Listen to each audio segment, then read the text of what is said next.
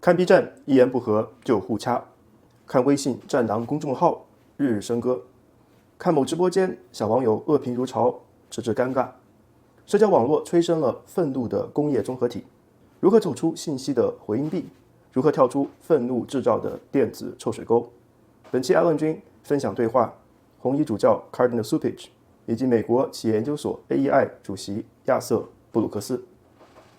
耶稣有爱你的敌人，孔子有以直报怨。好，艾伦君粗浅的分享5点。第一，拒绝被利用和操纵，尤其警惕是那些永远站在你这一边、永远符合你口味和偏好的文章以及推送。第二，跳出过滤气泡，审视自己的信息来源和人际网络，主动了解对你的看法。第三，以尊重和善意对待他人，而不是以更轻视回应轻视。第四，远离低效无益的争论。第五，少上网了，读本书吧。Thank you, Cardinal Cupich. Thank you, EJ. My name is Yang. I'm the second year graduate student in sociology. So my question is twofold.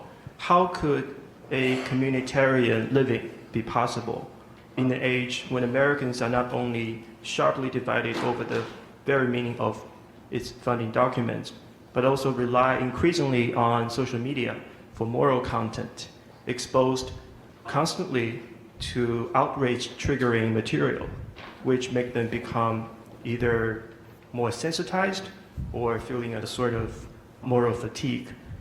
If God did not exist in social media and e-governance is not possible in the United States, how could young people break away from the bubble? Mm-hmm. That's a tough question because it's very the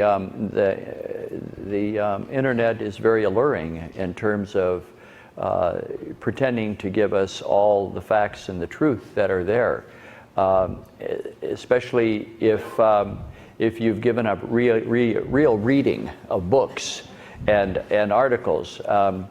I think that's what it does is it shrinks the view of the individual if you rely only on the internet as your source of information, and particularly if that source of information is peddled in such a way that agrees with your opinion already. When in fact you allow yourself to use that as your source of information, you're really open to fundamentalism. That's why I would say get off the net and read a book. We really need to, people have stopped reading, and it's astonishing to me. The newspapers your newspapers are having difficulties, keeping subscribers and all the rest of it. It's true people do read online, but that's different than actually sitting down with the paper and reading it or reading a book. And I think that's where the break is. But it's so alluring. I have no answer to how people are going to get around that. Other than the fact that maybe they're going to wake up someday and be surprised that what they thought was true is altogether inadequate. Do you think that social media are having the same divisive impact on the church that they are in the political sphere? Are they sharpening arguments, not in the good way, as in sharpen arguments so you understand each other or understand weaknesses of an argument, but sharpening them in a very personal way and do they contribute to the creation of camps that the church already has an awful lot of to begin with? Yes, I think so, because if you continually gravitate to the people that you agree with, then you're only going to be talking to yourself, even though you pretend to talk to other people, because they're telling you exactly what you want to hear. You don't get anything outside of your blinders. And that's the allure of social media, is that all of a sudden it's fake community. You talk about fake news. This is fake community, as though you really have a bond with people because you're using the same language and the sound bites, and they're convincing you that your prejudices are okay. I think that's what's happening. And do you think that this, for example, is well? Let's take the example of Father Jim Martin and his book, Right. Which breaks no new doctrinal ground, Yeah. but simply says that the church needs to be more open and, if you will, Christian to our lesbian brothers and sisters. And then he finds himself under attack from a right-wing group online. He gets banned from speaking to this group at Catholic University. And now you have invited him to preach on Jesus for Lent. Can you talk about, A, why you did that, and B, the sort of difficulty of this, because Jim Martin is a hero in a lot of the pews around the country for his rather inspirational writing. Can you talk about that controversy? Because I do think it relates to the divisions that social media are actually aggravating.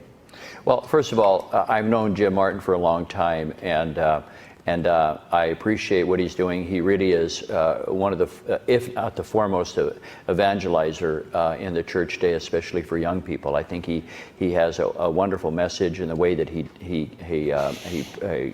brings that message to people. The other thing is, I thought, as I looked at the criticism, it occurred to me that the people who are criticizing him have never read anything that he's ever written. I mean, this just gets back to the thing. That does happen, you know. Their information was from social media. They never read it because they said things about him that were not in the book. It was incredible. So I felt it as a matter of justice to speak up on behalf of him and to support him, but then also to do something actively, proactively, and that is invite him here and give him a platform to speak to people about his most, the topic that he likes to talk about most, namely Jesus. And I mean, he belongs to the Society of Jesus, so I guess he's got that down. So, but it seems to me that, you know, you have to take a stand sometime and say, this is wrong. And just because you have all of this hyperbole and ways of, in many ways, diminishing this man who's done nothing but live his life in a way that helps other people, and to have his name dragged through the mud for no good reason, sometimes you just have to stand up and say, enough of this. We have to do something about it. Hi, my name's Yang. So it might be wrong, but it's from my observation. There seems to be a Faustian bargain that as young people get more politically informed, they tend to have more ideological coherence and then tend to have the persona to argue for argument's sake. So for young people, how to balance the need for absorbing the information of what's going on in the world by reading quick piece on Twitter or OPADs, and the need for the immunity from the influence from the outrage industrial complex. How do you balance that? Now, one of the things that I recommend to young people, my own students, for example, is that when you have to be very careful where you get your information, because algorithmically, all of the influences on us are designed to make sure that we're not getting balanced points of view. Literally, if you're getting any of your news from Facebook, you're being brainwashed and you're being used and manipulated, and somebody's making money from it. If you get your information from social media, somebody's making money on you, right? Don't be used. In the 60s, talk about stand up to the man, right? And so you choose where you get your news. Now, by the way, that's not even easy. You know, for the newspaper that I write for, when you read a news story in the opinion section, depending on what you just read, you'll be fed something next that's a little bit more outrageous, but that agrees with you based on what you just read. Now, you might fool it by reading things that you disagree with, but probably not. So if you read a story that says Trump is corrupt, the next story that's fed to you is that Trump is evil. Trump is irredeemable. The world is ending. The zombies are coming. You know, just one after the other. It takes you up to 11 increasingly. So one of the things that I recommend to young people is that you have to stop being used by not letting people curate your news sources, which is increasingly an easy thing to do. And in so doing, at very least, as they're learning the techniques of argumentation, they'll get a balanced diet, not all, you know, hot carbs in their own ideological direction. Thank you for that. Thank you, sir. You have sort of hit across, in our conversation, three different relations, right? A relation to ourselves and a concern for our own happiness, our face-to-face relation that we have with other people, and then what I think is actually the majority of our relationships these days, which are these relations at a distance, whether it's sending a tweet, our Facebook, our appeal to federal politics. And I'm wondering, what I'm hearing right now is that we need to try and repersonalize some of these relations of distance. But I think it'd be great to go back to the question that was brought up earlier about trying to incentivize or change the structures such that we can try and root out some of this contempt from people who, are eye-rolling at a distance, right? And who we can't feel the sort of their humanity, right? Yeah. We can't feel that face that's presented before us. Yeah, that's right. So, and we're really talking about social media at this point. That's actually what we're talking about primarily. But even federal politics, No, right? The fact true. that none of us think about our, except for the fact that we had an election here yesterday where the majority of Chicagoans didn't actually vote in it, right? But that we still have an appeal just to our federal political situation and not our local political situation. Things that are far away is okay. Now, for the first part of the answer of that is becoming more local, is actually being fully alive where you are. I mean, it's fully alive in your life, fully alive in your family, fully alive in your community, right? You will, 100% guaranteed, you will be happier if you do that. To the extent that you're living far away from yourself, you're alienating yourself. But here's a different tack on this whole thing. There's one of the great founders of the field that we know today now as social psychology was from a French psychologist named Gustave Le Bon.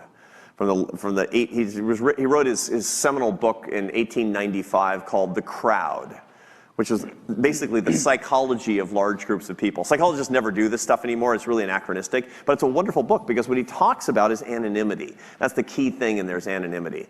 The problem that we have in society today is that anonymity dehumanizes. When I make somebody else anonymous, I dehumanize that person. Worse, when I am anonymous myself, I've dehumanized myself. I've taken away my own humanity. Now, what's the first thing that Le Bon said? He says that people become inherently intellectually and morally weak when he calls it de-individuation. So, and he had no concept in 1895 what anonymity was going to look like in the era of the internet. Right? We have a lot of new studies that shows that sociopathy is maximized, that sociopathic characteristics are maximized when people are in anonymous fora, and that true sociopaths are the ones who most like to have trolls. There's a great study by 3 Canadian social psychologists last year called "Trolls Just Like to Have Fun." And it was about that you can actually test for sociopathic behavior, asking people if they like to comment anonymously on news articles. Because usually the fourth comment is racist and vile. That's basically people having fun. And those are the dark underbelly of the outrage industrial complex. Okay, how do you fight back? How do you personally fight back against that? And be happier and be more constructive. Number one, commit never to being anonymous ever. Never be anonymous. And I can't, it's like, I have a lot of libertarian friends and they're like freaking out when I say that. It's like, yes, but Madison and it's like Twitter is not the Federalist Papers. I'm sorry. All right. Commit never to being anonymous. In 1958, you write a letter to the editor of the paper and it was like Jim Smith on Elm Street. Right? You got your own little op-ed, right? Sign your work. Okay? Number two, never interact with anybody anonymous ever. No interactions. That's really hard for you and me, right? Because we have public presence on social media. We have, I don't know, you and I have like 50, 60, 70,000 Twitter followers and 150 or 200,000 Facebook whatever, right? That means that we're getting input from people who are actually anonymous, and we build our platform sometimes by interacting with people, but you got to make a commitment. If somebody is not willing to sign their work, they have dehumanized themselves. Love only happens between humans. Love doesn't happen between one human and one Russian Twitter bot. Love doesn't happen between one three-dimensional person with a heart and one one-dimensional person who's an avatar on Twitter. It just doesn't work that way. So that's my self-defense strategy for you, is no anonymity on your side and no contact with anonymity on the other side. And it's really, really hard to do. Can you feedback on this? Can you push back on this? No. Don't feed the trolls. Don't respond to Bernie Bro 2020 or Trump Mania 2020. Yeah.